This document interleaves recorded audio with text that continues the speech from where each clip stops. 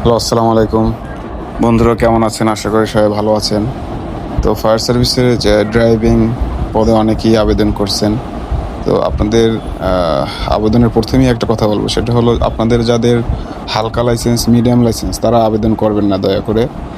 হ্যাঁ? যাদের heavy licence শুধু তারাই আবেদন করবেন এবং আপনাকে অবশ্যই অবিবাহিত হতে হবে। তো আপনারা ১ম এই যে দেখলেন সারিবদ্ধভাবে দাঁড়িয়ে আছে। তো মাঠের ভিতরে ঢুকতে ১ম এই আপনাকে এভাবে সারিবদ্ধভাবে দাঁড়াতে হবে এক সিরিয়ালে। সকাল ৭টা থেকে সম্ভবত শুরু হয়।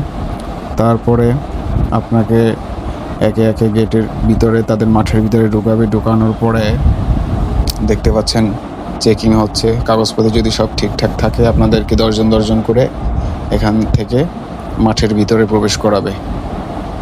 তো মাঠে প্রবেশ করানোর চিত্রটা দেখতে পাচ্ছেন।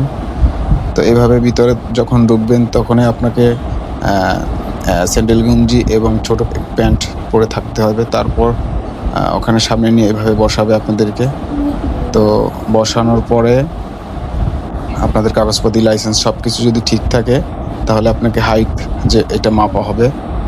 হাইটের জন্য আপনাকে অবশ্যই পাসপোর্ট ৪ ইঞ্চি হতে হবে আপনাকে, এবং ওজনটা ১১০ পাউন্ডের ন্যূনতম ১১০ পাউন্ড থাকতে হবে। দেখতে পাচ্ছেন পাসপোর্ট ৪ ইঞ্চি, বুকের মাপটা দেখতে পাচ্ছেন, এটাও এখানে মাপে। এগুলো যদি আপনার সব ঠিকঠাক থাকে তারপর আপনাকে চক্ষু পরীক্ষার জন্য নিয়ে যাওয়া হবে। চক্ষু পরীক্ষা দেখতে পাচ্ছেন ডাক্তারের হাতে যে ইয়েটা ৭৫ লেখা, এটা দেখতে পাচ্ছেন।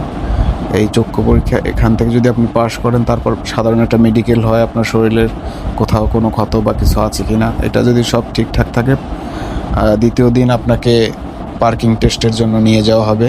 পার্কিং টেস্টে যদি আপনি পাস করেন তারপর আপনাকে রোড টেস্টের জন্য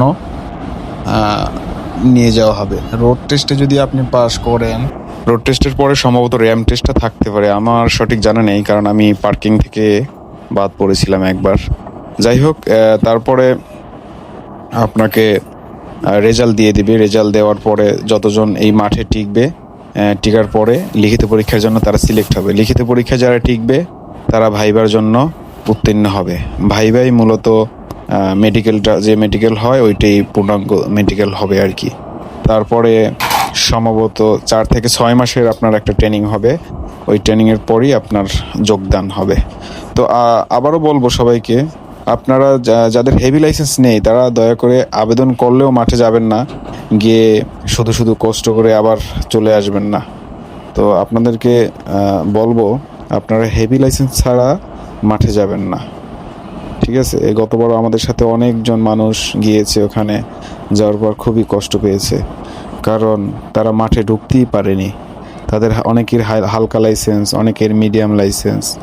এখন তারা তো আর জানে না, আর এই বিষয়ে কোনো ভিডিও ছিল না ইউটিউবে যে হালকা এবং মিডিয়াম লাইসেন্স দিয়ে কি আসলেই মাঠ করা যাবে কি না।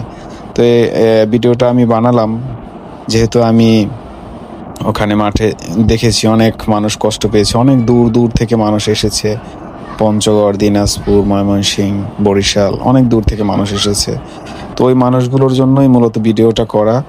আপনাদেরকে আমি বলবো আপনারা দয়া করে বুঝে শুনে সবগুলো পরীক্ষা দিয়ে সুন্দর করে সরকারি চাকরি নামক যে সোনার হরিণ সেটা যাতে আপনারা ধরতে পারেন। সবাইকে ধন্যবাদ।